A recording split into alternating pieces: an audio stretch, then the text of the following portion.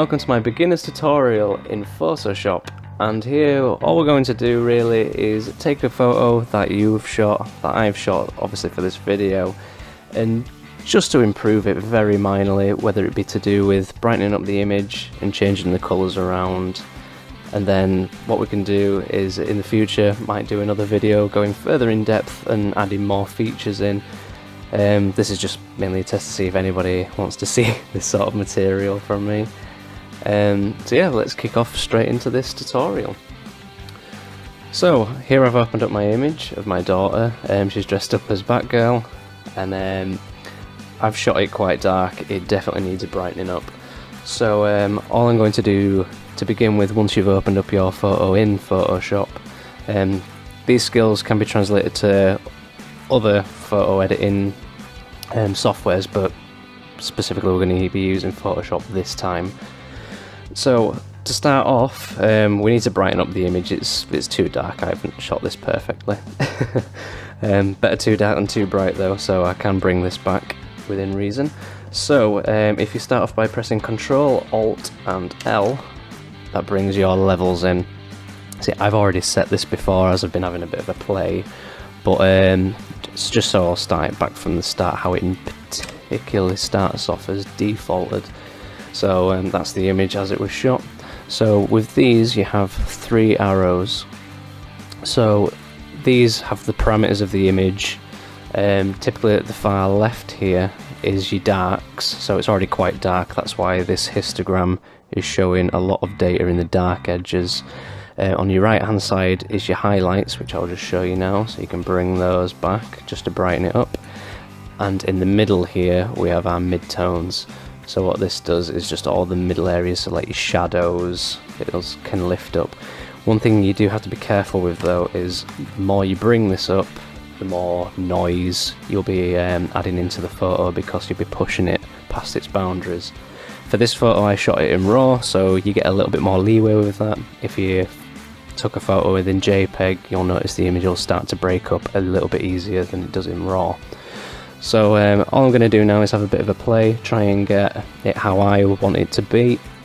This can be entirely up to you on how you'd like the image. Somebody might like it to be quite dark with some harsh highlights for maybe a bit of a silhouette look, but for this purpose I'm just going to brighten it up as you'd typically have maybe a portrait photo. So what I'm going to do is I'll start off with the highlights, because you can see there's a lot of missing data up here because I've photographed it too dark. I'm just going to bring that up towards the edge of the histogram here, just to bring it up to sort of a perfect exposure. Then what I'm going to do is I'm going to add some midtones in, just because the shadows are a little bit harsh for my liking. I'll just bring that up. See, one thing you'll notice is you start to lose a bit of contrast when you do this. So now the blacks, they're really light and they're pretty much grey now. So what you do, even though there's already a lot in the histogram, it's wise just to add a little bit of blacks back in. And there you go, and that adds your contrast. So what we can do is we can go off the preview to see how it was, and then click back on the preview to see how it is now. And to me that's looking much better. So I'll just click OK for that. Brilliant. And then another one I just wanted to quickly mention within this video is the colour balance. So what you do to get onto that is Ctrl Alt B. There you go, that brings up your colour balance now. So there's quite a few options for this. Most people might just want to correct the colour balance, so if you find that it's too red you can cool it down.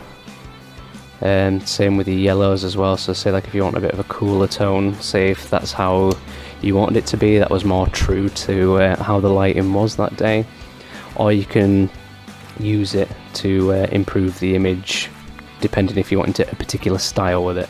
So if you wanted quite a summery vibe, you could add quite a lot of reds and yellows and you start getting a very warm tone to it, and that'd be one way to do it. Sometimes with the Batman films you get quite a bluish tinge to it, there's quite a cold look. Could maybe add a little bit of green in there. So if you wanted to make it look cinematic, almost like how it would do within a Batman film, then you could do that too. So just to see how that is. Brilliant. and then I'll just start back to how it was. So all I'm going to do for this really is just add a little bit of warmth into this, I think. Just with the red hair and the red brickwork and the yellow Batman logo, it all helps just boost those colours just a little bit. But like I say, this is completely subjective. You can do whatever you'd like with this bit. I've mainly just changed this in the mid-tones. You can also do it in your highlights and your shadows to really complicate or fix the colour balance.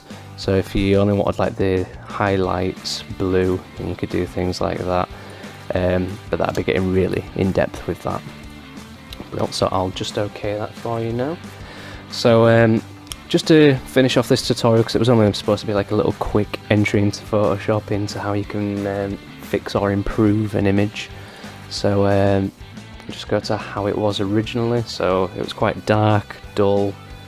You could barely see any of the colours really, it was very flat. And then we added the levels to brighten it up, and then just a little bit of colour balance just to boost those reds and yellows.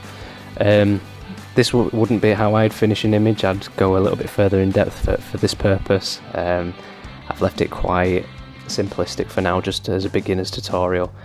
If you'd like to see any more of this content, then please like, comment, let me know things you'd like to learn in Photoshop, and I'll happily do those for you as well.